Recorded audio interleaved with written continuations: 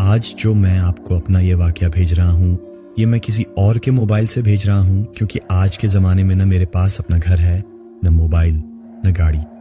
और एक करोड़पति इंसान ऐसी ज़िंदगी क्यों गुजार रहा है, ये आगे सुनने के बाद आप लोगों को खुद ही पता चल जाएगा। बचपन से ही अल्लाह ताला की मेरे ऊपर बहुत ज़्यादा रहमत थी। अल्लाह ने मुझे एक बहुत अमीर कबीर घर में पैदा किया। न सिर्फ अमीर बल्कि ख़ानदानी लोगों में। अल्लाह ने मुझे बेहद खूबसूरत भी बनाया था। बेहतरीन माँ बाप, बेहतरीन बहन भाई, अच्छी शक्लो सूरत, अच्छी किस्मत, पैसा, तकदीर, इज्जत, अल्लाह ने सब कुछ दे रखा था। और ये मैं अपनी तारीफ खुद नहीं कर रहा बल्कि हकीकत बता रहा हूँ। अल्लाह ने मुझे बेहद ज़हीन भी बना रखा था। इतना पैसा होने के बावजूद भी मेरे अंदर तड़प थी कि इस पैसे को दुगना करूं, तिगना करूं। इसी वजह से मैं सिर्फ 15 साल की उम्र में ही बिजनेस में पड़ गया। ये आई थिंक उस वक्त 1974 की बात होगी। 15 साल की उम्र में ही मैंने एक बहुत बड़ी ज्वेलरी की शॉप बनाई। अब आप लोग सोच रहे होंगे कि इतना छोटा सा बच्चा ऐसा काम कैसे कर सकता है, तो आप लोग ये समझ लें कि मैं अपनी उम्र से 5 साल आगे होता था। मुझे याद है कि मैंने वो काम सिर्फ 5 लाख से शुरू किया था। मेरे बड़े भाई मुझे समझाते भी थे कि हमारे साथ ही काम पर बैठो, तुम्हें अलग से काम करने की क्या ज़रूरत है। लेकिन मैं मानने वाला कब था। मेरी जिद के आगे वो भी मजबूर हो जाते। मैंने जो काम 5 लाख से शुरू किया था, सिर्फ 3 साल के मुख्तसर अरसे में मैंने 5 के 50 लाख कर दिए। अब घर में भी हर वक्त मेरी तारीफ हो रही होती थी कि देखो कितना ज़हीन है, इसको बिजनेस की कितनी समझ है। 50 लाख उस जमाने में बहुत बड़ी रकम होती थी। मेरे तो पैर ही ज़मीन पर नहीं लग रहे थे। ज़िंदगी का पहला कारोबार इतनी छोटी उम्र में, और अल्लाह ने इतनी ज़्यादा बरकत दे दी। अब मुझे मज़ीद लालच हुआ कि इस काम को भी बढ़ाना चाहिए। मैंने काम को वुसअत देने के लिए बाहर के मुल्क से कीमती पत्थर इंपोर्ट करने शुरू कर दिए। अल्लाह ने उसमें भी मेरा बहुत हाथ पकड़ा और सिर्फ 4 साल के मुख्तसर अरसे में मैं 1.5 करोड़ रुपए का मालिक बन गया। अब जिस ज़माने की मैं बात कर रहा हूँ, उस ज़माने में करोड़पति बहुत कम होते थे। लखपति होना भी बहुत बड़ी बात होती थी, और वो भी सिर्फ 22 साल की उम्र में। अब मैं अपना रहन सहन भी ऐसा रखता था कि नई गाड़ियां मेरे पास होती थीं। जहां भी जाता था कोट पैंट में जाता था। बड़े बड़े लोगों में मेरा उठना बैठना हो गया था। अपने मुंह की तारीफ नहीं, लेकिन हर इंसान मुझे दामाद बनाने के लिए तैयार था। कई तो अपने मुंह से कह भी दिया करते थे। हर इंसान मेरे अखलाकम, रहन सहन, मेरी खूबसूरती और पैसे से मुतासिर होता था। ऊपर से इतना अच्छा खानदानी बैकग्राउंड भी था। मेरे खानदान का शुमार इंडिया के अमीर तरीन फैमिलीज में होता था। घर में भी अम्मी, अब्बू, भाई मेरी तारीफ करते रहते थे कि वाकई तुमने अपनी मेहनत और जहानत से इतनी छोटी उम्र में क्या से क्या बना लिया। लेकिन इस सब के बावजूद मेरे अंदर कभी तकब्बुर नहीं आया। मैं हमेशा एक डाउन टू अर्थ इंसान ही रहा।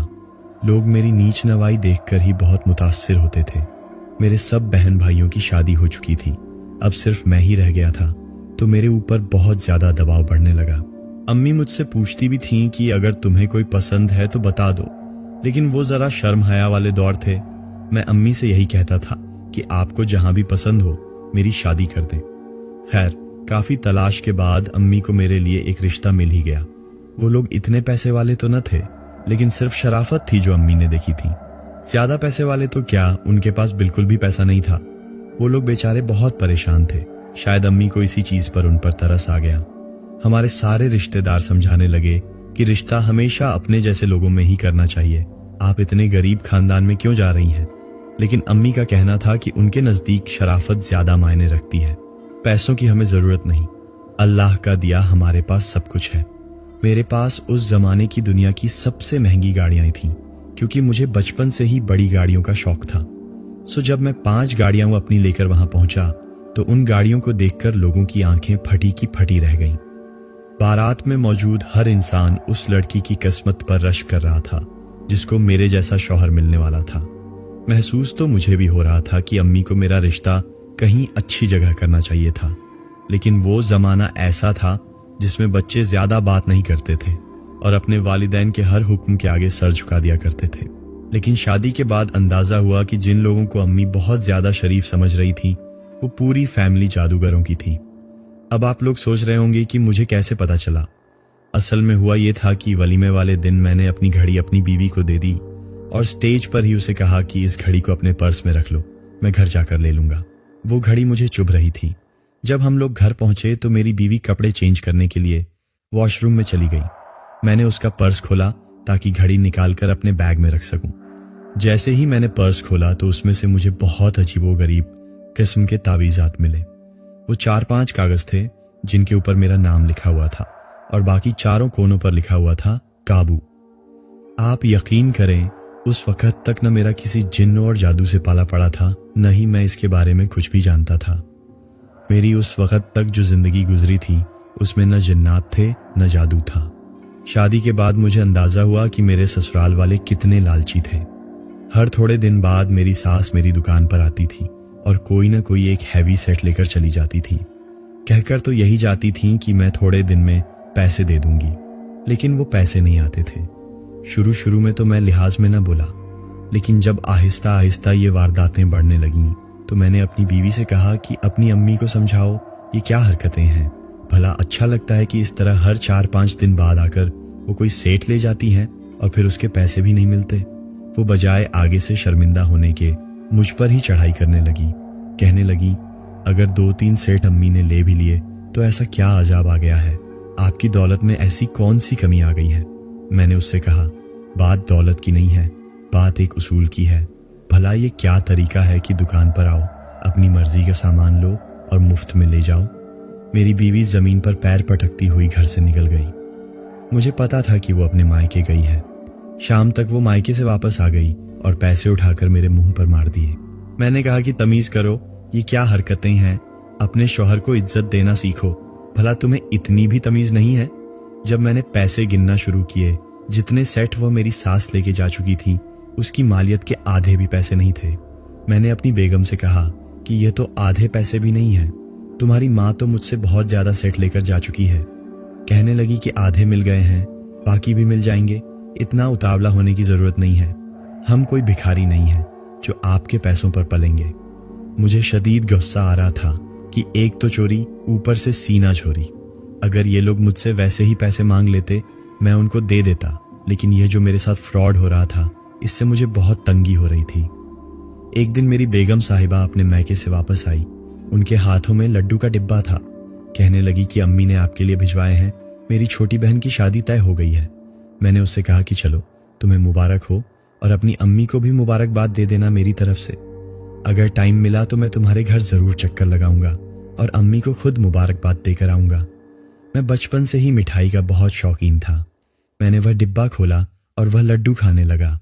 लड्डू खाने की देर थी, मुझे ऐसा महसूस हुआ कि जैसे मुझे बहुत ज्यादा चक्कर आ रहे हैं। बेहोश होने से पहले जो एक मंजर मैंने देखा वह यह था, मुझे गिरता हुआ देखकर मेरी बीवी मुस्कुरा रही थी। जब मेरी आंख खुली तो मैं अस्पताल में था। मेरे पास मेरे घर वाले भी थे, मेरी बीवी भी थी, मेरी सास भी खड़ी हुई थी। मैंने उठते ही पूछा कि तुमने लड्डू में क्या मिलाया हुआ था। एकदम से ही मेरी बीवी और सास घबरा गईं। कहने लगीं कि बेटा, हमने तो कुछ भी नहीं मिलाया हुआ था। मैंने अपने घर वालों को देखते हुए कहा कि वह लड्डू खाते ही मेरी तबीयत खराब हुई है। मेरे घर वाले हैरान होकर मुझसे पूछ रहे थे कि कौन से लड्डू। मैंने उनको बताया कि मेरी बीवी लड्डू लेकर आई थी और वह बता रही थी कि उसकी छोटी बहन की शादी पक्की हो गई है, इसी खुशी में लड्डू लेकर आई है। अब वह दोनों बहुत ज्यादा घबराई हुई लग रही थी। कहने लगे कि बेटा, हमने तो खुशी में लड्डू भेजे थे, भला हमने लड्डू में क्या मिलाना था, तुम लोग चाहे डॉक्टर से पूछ लो, हमने इन लड्डुओं में कुछ भी नहीं मिलाया था। मेरे सारे भाई डॉक्टर के पास चले गए। जब उन्होंने डॉक्टर से इस बारे में पूछा कि क्या हमारे भाई को जहर दिया गया था, तो डॉक्टर कहने लगा कि नहीं, ऐसी कोई भी बात नहीं है, बस उनका बीपी लो हो गया था, इसी वजह से बेहोश हो गए थे। अब डॉक्टर भी इस बात की तस्दीक कर रहा था कि कोई जहर नहीं दिया गया। वह डॉक्टर भी बेचारा अपनी जगह सही कह रहा था, क्योंकि वह जहर नहीं बल्कि मेरे ऊपर जादू का वार किया गया था, जो किसी भी मेडिकल रिपोर्ट में नहीं आता। इसके बाद से मेरी तबीयत बहुत ज्यादा बोझिल रहने लगी। मैं अब तो दुकान भी रोज नहीं जाया करता था। मेरी दुकान का कारीगर रोज आकर मुझे बताता था कि साहब, आपकी सास आई थी, वह 2 सेट फिर लेकर गई हैं। लेकिन न जाने मैं क्यों खामोश हो जाता था, न अपनी बीवी से पूछता, न कारीगर को कुछ कहता। बस यही कहता कि अगर ले गई थी तो ले जाने दो, अगर आइंदा भी आए तो उनको दे देना।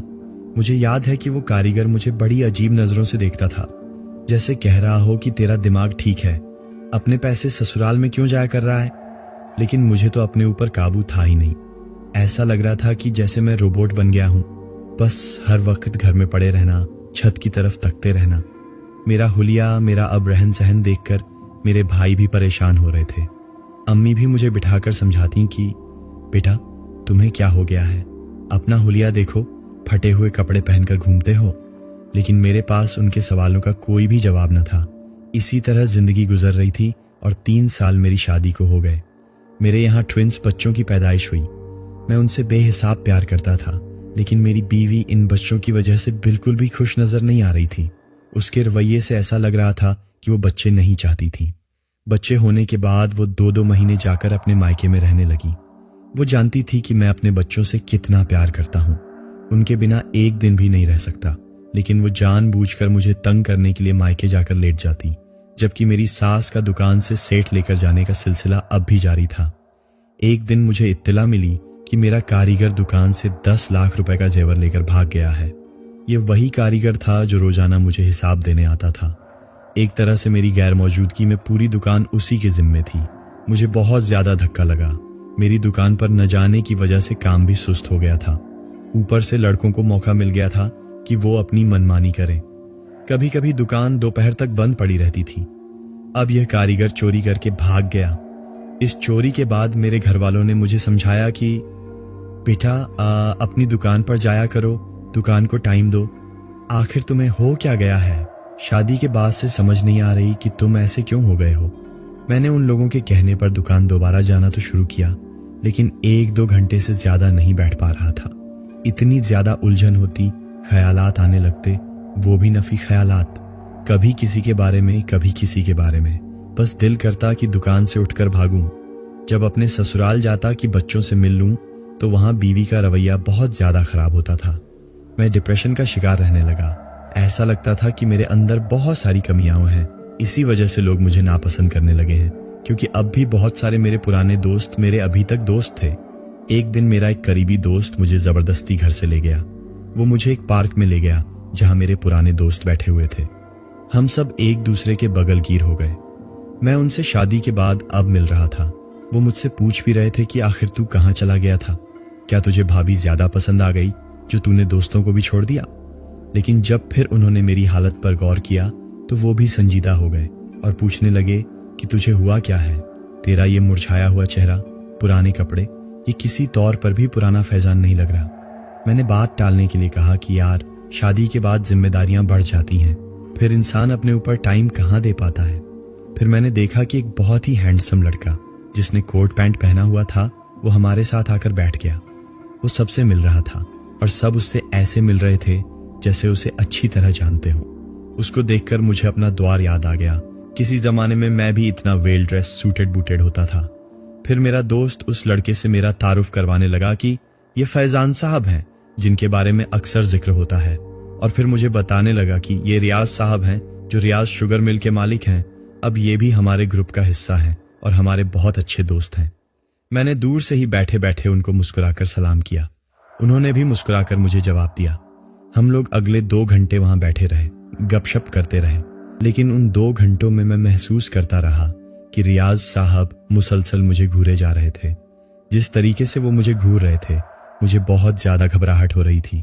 जब हम दोस्तों की महफिल खत्म हो गई और हम सभी उठकर जाने लगे, तो रियाज साहब मुझे कहने लगे कि फैजान साहब, मैं आपसे कुछ बात करना चाहता हूँ, क्या आप थोड़ी देर मेरे पास बैठेंगे? मेरे दोस्तों ने मुझे कहा कि भाई तू बैठ इनके साथ, हम लोग चलते हैं। फिर मेरे बाकी सारे दोस्त जा चुके थे। उस वक्त सिर्फ मैं बैठा था और रियाज साहब।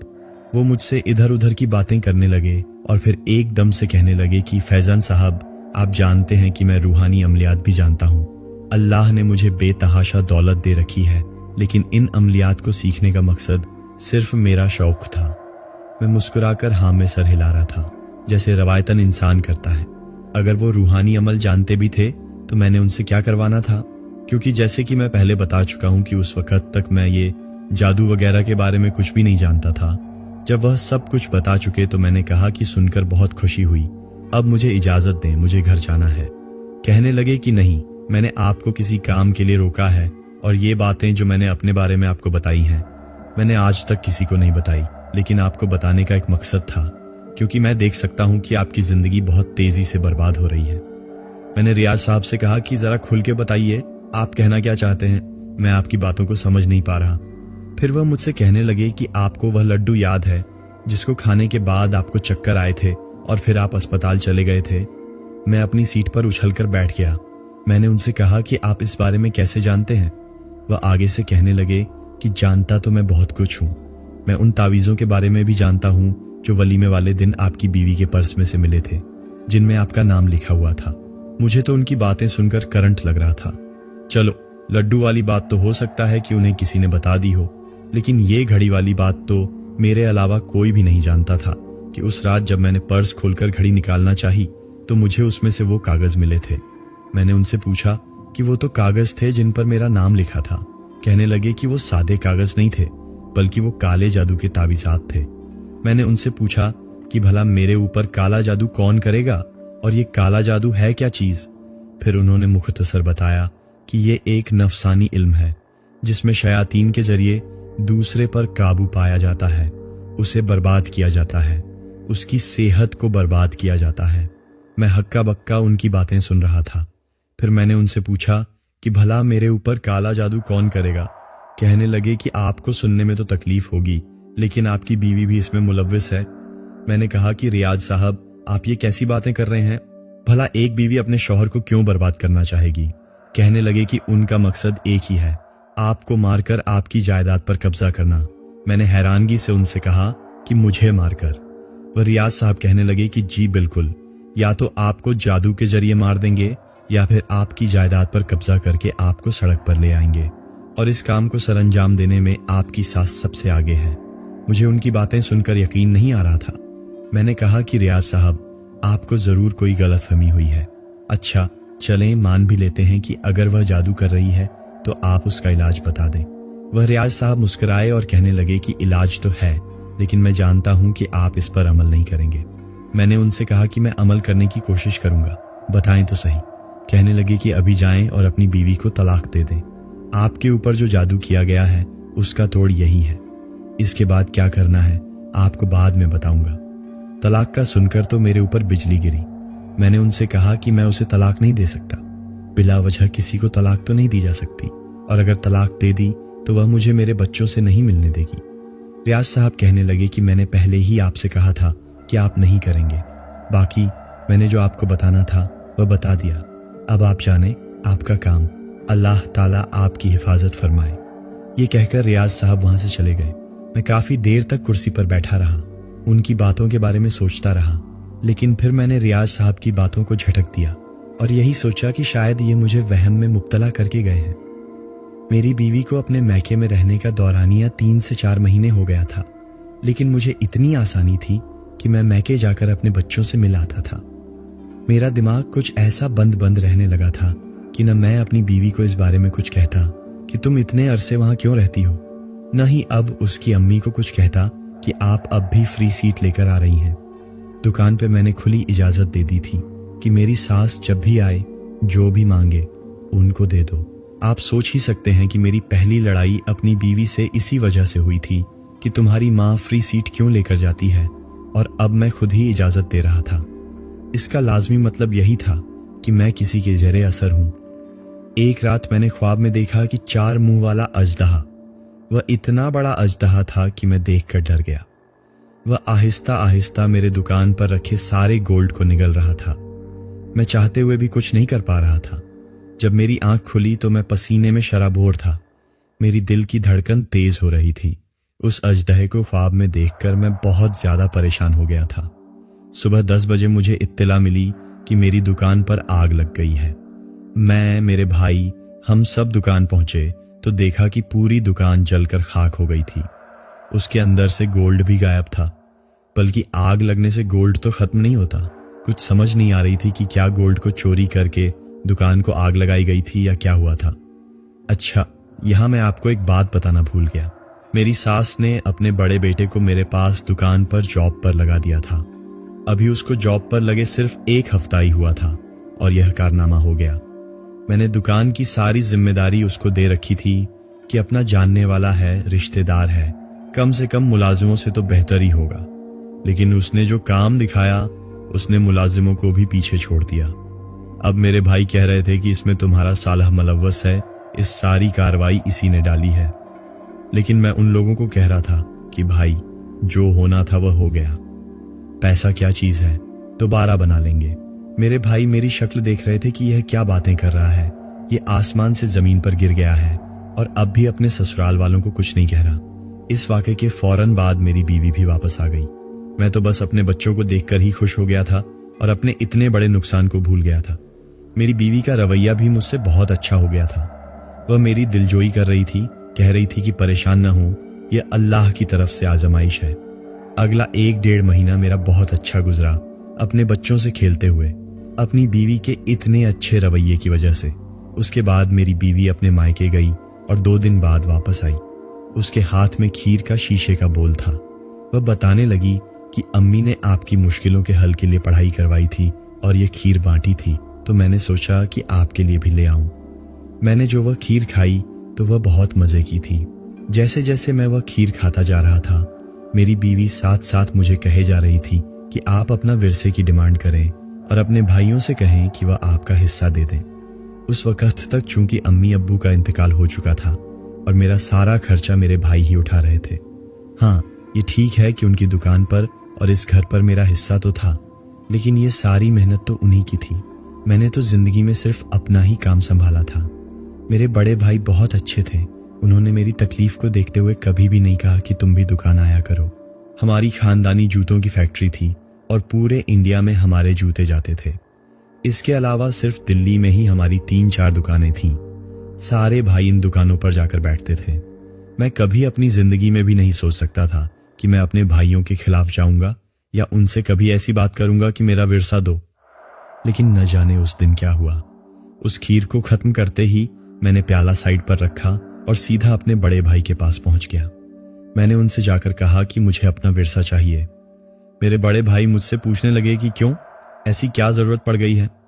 मैंने उनसे कहा कि मैं अपना काम करना चाहता हूं, उसके लिए मुझे पैसा चाहिए। कहने लगे कि बेटा, तुमने पहले जो काम किया था वह भी बर्बाद कर चुके हो। अब तुम्हें ऐसी क्या जरूरत है काम करने की, जब तुम्हें घर बैठे पैसा मिल रहा है। जितना भी प्रॉफिट आता है हम सब भाई आपस में तकसीम कर लेते हैं और तुम्हें भी बराबर का हिस्सा देते हैं। न जाने मेरी जबान को क्या हुआ। ये मुझे बाद में भी पता चल रहा था कि वह मैं तो नहीं बोल रहा था, लेकिन जो कुछ मैंने भाई को बोला वो बहुत ही तौहीन आमेज था। मैंने उनसे कहा कि मुझे पता है कि तुम मेरा विरसा खाना चाहते हो। मैं तुम लोगों को अदालत लेकर जाऊंगा, तुम लोगों से सारा पैसा निकलवाऊंगा। मेरे बड़े भाई हैरतजदा होकर मेरी बात सुन रहे थे। वो बेचारे जानते थे कि इस वक्त मैं ससुराल के जेरे असर हूं।